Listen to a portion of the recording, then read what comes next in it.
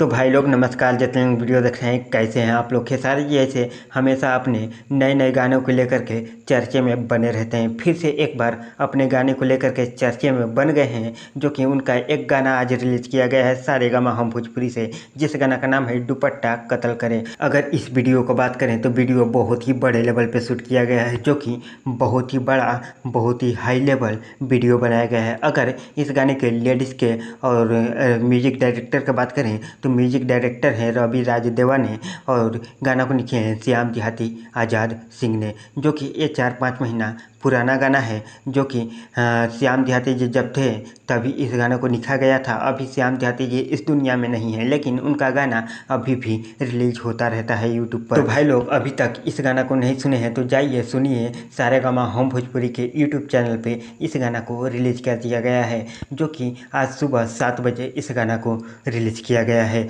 28 अगस्त को। तो अभी तक इस गाना को नहीं सुने हैं तो मैं यही कहूँगा कि अपना जा करके इस गाने पे प्यार बरसाइए, क्योंकि बहुत ही बड़े लेवल का वीडियो सॉन्ग बनाया गया है। तो जाइए इस गाना को सुनिए। तो चलिए इसी तरह हर खबर जानना चाहते हैं खेसारी जी का, दबंग भोजपुरी 301 को सब्सक्राइब करके इस चैनल से जुड़ जाइए, क्योंकि इस पर अपडेट आता रहेगा। हर अपडेट खेसारी जी का आता रहेगा, तो ज़रूर ही इस चैनल से जुड़ जाइए। चलिए फिर मिलते हैं किसी नेक्स्ट वीडियो में।